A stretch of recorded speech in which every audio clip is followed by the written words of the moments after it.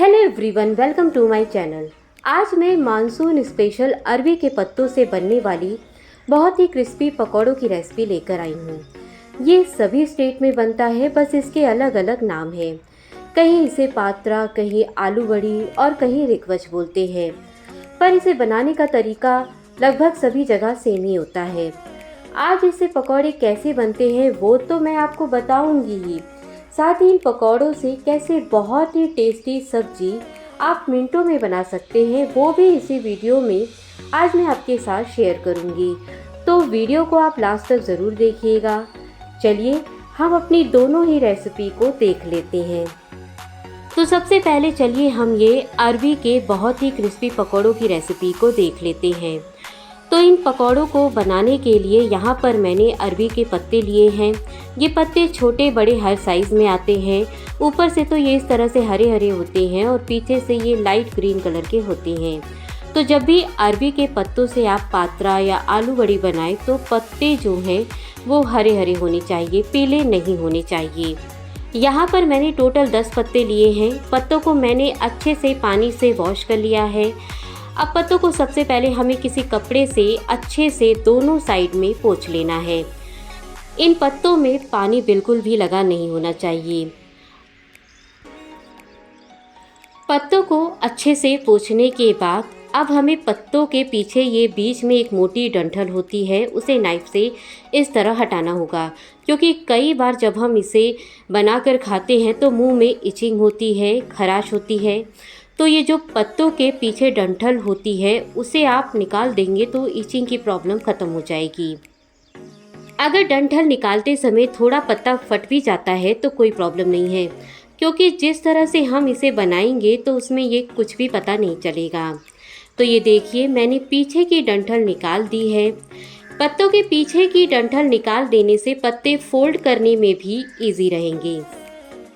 तो इसी तरह से सारे पत्तों की डंठल मैंने निकाल दी है और 5-5 का जोड़ा बना दिया है।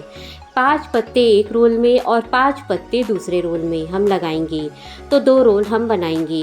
अब पात्रा को बहुत ज़्यादा टेस्टी बनाने के लिए चलिए एक मसाला तैयार कर लेते हैं।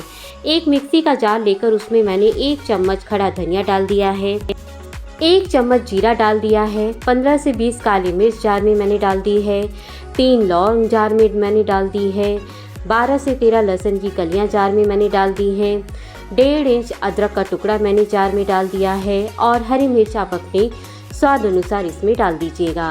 अब सभी चीज़ों को थोड़ा सा पानी डालकर हम अच्छे से पीस लेंगे। तो ये देखिए इस तरह से खड़े मसालों का पेस्ट हमें तैयार कर लेना है। इस तरह से खड़े मसाले पीसकर अगर किसी भी चीज़ में आप डालिए तो टेस्ट उस डिश का काफ़ी बढ़ जाता है। तो अब इस मसाले को हम साइड में रखते हैं और चलिए अब हम बेसन का एक घोल तैयार कर लेते हैं, जिसके लिए एक बोल में मैंने 2 कप बेसन ले लिया है। बेसन में मैंने 1 टीस्पून लाल मिर्च पाउडर डाल दिया है, या फिर आप इसे अपने स्वाद अनुसार डालें। 1 टीस्पून भुना जीरा पाउडर डाल दिया है, 1 टीस्पून हल्दी पाउडर डाल दी है और 1 टीस्पून ही गरम मसाला पाउडर डाल दिया है। 2 पिंच इसमें मैंने हींग डाल दी है। बेसन में आप हींग ज़रूर डालिएगा। एक तो इसका फ्लेवर इसमें बहुत अच्छा लगता है और दूसरा ये डाइजेशन में भी हेल्प करता है। और स्वाद अनुसार इसमें मैंने नमक डाल दिया है। 1 टीस्पून इसमें अजवाइन हाथों पे रख करके इसमें मैंने डाल दी है। और जो हमने खड़े मसाले पीस कर रखे थे उसे इसमें मैंने 2 चम्मच डाल दिया है। साथ ही 1 बड़ा चम्मच इसमें मैंने सफ़ेद तेल डाल दिया है। ये पात्रा में ज़रूर से डाले जाते हैं। और अब यहाँ पर मैंने 4 चम्मच इमली का पानी लिया है। ये जो अरबी के पत्तों से हम पकौड़े बनाते हैं उसमें खटास को डालना बहुत ज़रूरी होता है। खट्टा डालने से खाते समय गले में जो इचिंग होती है वो बिल्कुल भी नहीं होगी। आप खटास के लिए इसमें इमली के पानी की जगह आमचूर डाल सकते हैं, नींबू डाल सकते हैं या फिर कच्चा आम भी डाल सकते हैं। और 1/4 कप यहाँ पर मैंने चावल का पेस्ट इसमें डाल दिया है। थोड़े से चावल को 3 से 4 घंटे भिगोकर उसका पेस्ट मैंने बना लिया है। आप इसकी जगह इसमें चावल का आटा भी डाल सकते हैं। अब थोड़ा थोड़ा पानी डालते हुए इसका एक स्मूथ घोल हमें बना लेना है। इस घोल में लम्स बिल्कुल भी नहीं होना चाहिए, तो घोल को आपको अच्छे से फेंटना है। बेसन को फेंटने के लिए आप विस्कर का भी इस्तेमाल कर सकते हैं और इसका बैटर आपको ना ज़्यादा गाढ़ा बनाना है और ना ज़्यादा पतला, मीडियम कंसिस्टेंसी का बैटर आपको बनाना है। तो ये देखिए, बैटर की कंसिस्टेंसी आपको ऐसी रखनी है।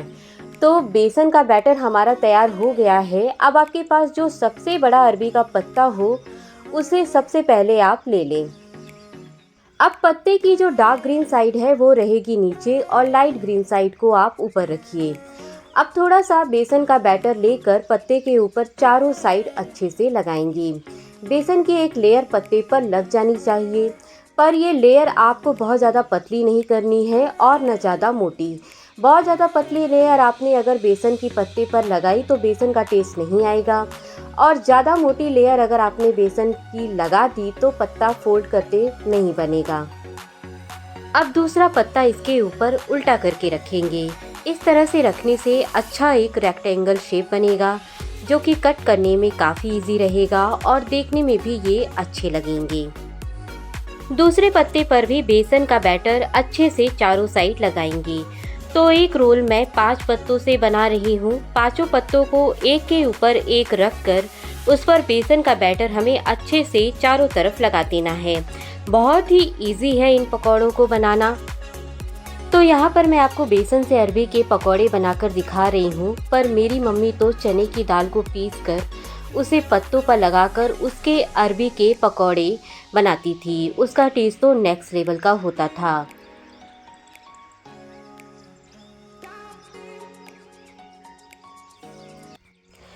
तो पांचों पत्तों पर मैंने बेसन का बैटर लगा दिया है। अब दोनों साइड को थोड़ा थोड़ा हम फोल्ड कर देंगे, इससे ये खुलेंगे नहीं जब हम इसे फ्राई करेंगे।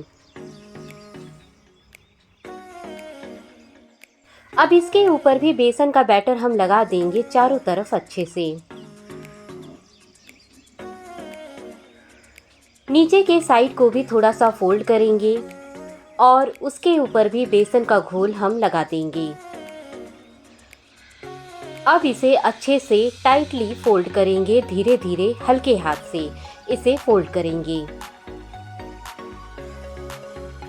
अब ये जो ऊपर का साइड है उसे भी थोड़ा सा फोल्ड कर देंगे और उसके ऊपर भी थोड़ा सा बैटर लगा देंगे।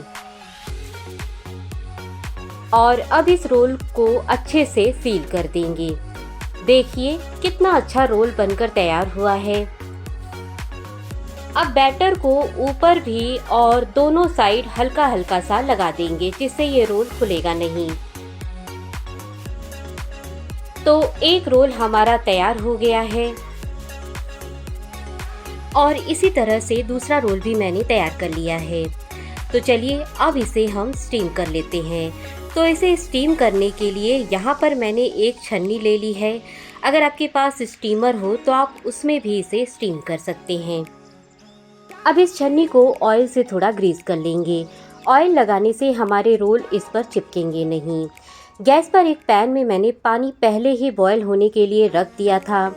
पानी में बॉयल होने लगा है तो पैन के ऊपर हम ये छन्नी रख देंगे और उसके ऊपर ये रोल हम रख देंगे। थोड़े से गैप पर ये रोल आप रखिएगा ताकि ये आपस में चिपके नहीं। अब इसे ढककर हम 15 से 20 मिनट तक मीडियम फ्लेम पर स्टीम होने देंगे। तो इसे मैंने अभी ढक दिया है। तो अब 20 मिनट हो गए हैं। चलिए हम अपने रोल को चेक करते हैं। अब ये रोल अंदर तक पक गया है कि नहीं, ये चेक करने के लिए एक आप टूथपिक या नाइफ इसके अंदर डालिए।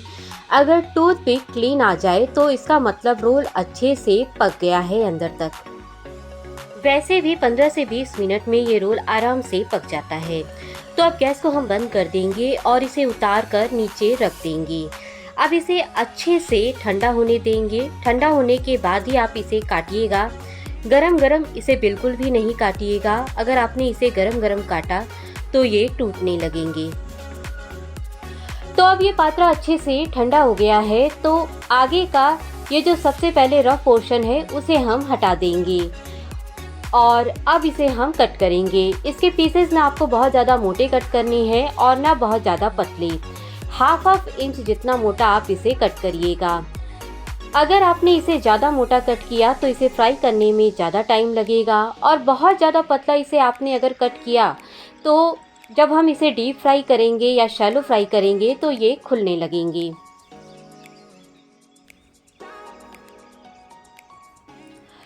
तो दोनों ही रोल मैंने कट कर दिए हैं और 2 रोल से कितने सारे पात्रा बन गए हैं और आप देखिए कितने अच्छे लेयर इसमें बनकर तैयार हुए हैं।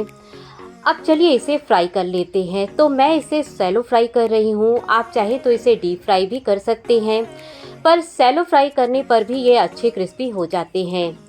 अब एक एक करके सारे पीसेस को तवे पर हम रख देंगे और मीडियम फ्लेम पर दोनों साइड से इसे क्रिस्पी गोल्डन कलर आने तक सेकेंगे।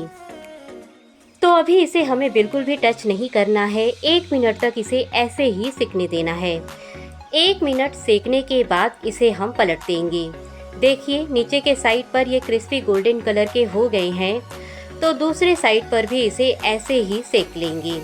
बहुत सी जगह पर इसे थोड़े से तेल में राई जीरा करी पत्ता का तड़का देकर उसमें टॉस करके भी खाया जाता है, उसमें ये ज़्यादा क्रिस्पी नहीं होते हैं, पर हमारे घर में इस तरह क्रिस्पी करके ही इसे खाना पसंद किया जाता है। पर आप चाहे तो इसे उस तरह भी बना सकते हैं।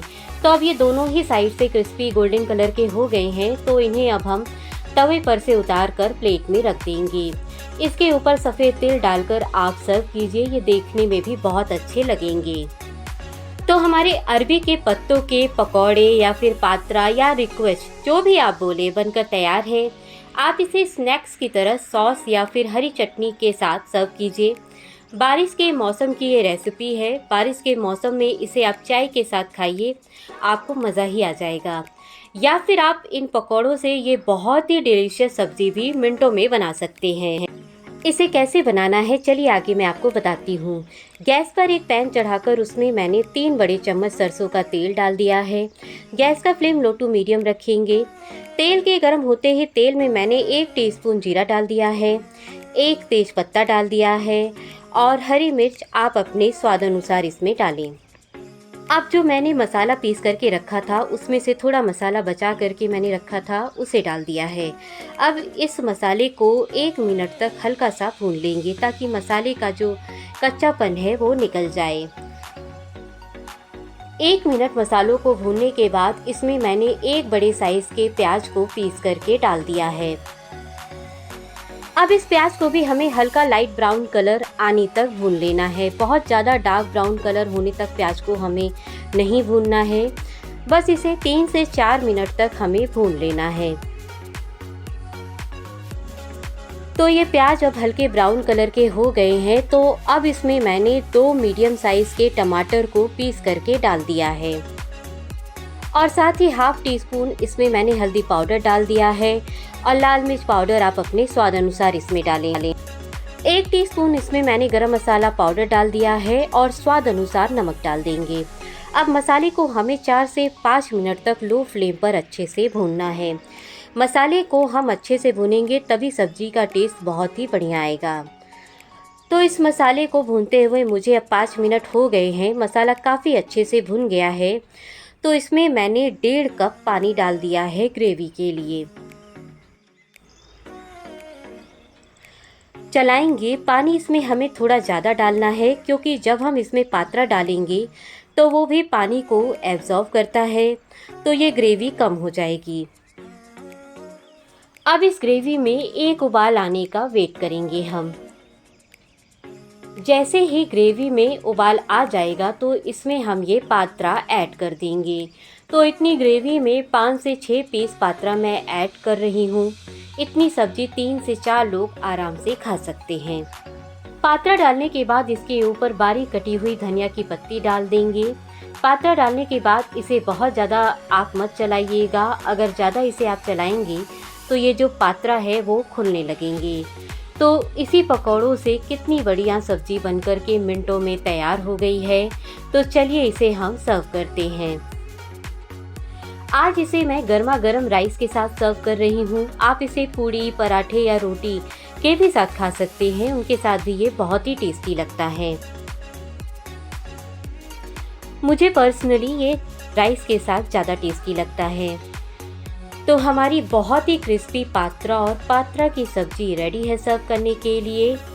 और आप इन पकौड़ों को देखिए कितने क्रिस्पी बनकर तैयार हुए हैं। मैंने जो भी टिप दी है अगर उन्हें फॉलो करते हुए आप इन पकौड़ों को बनाएंगे तो जो खाते समय गले में ईचिंग या खराश होती है वो भी कभी नहीं होगी आपको। तो मेरी आज की दोनों ही रेसिपी को आप ज़रूर ट्राई करिएगा। मैं आपसे जल्दी मिलूंगी एक नई रेसिपी के साथ। Thanks for watching.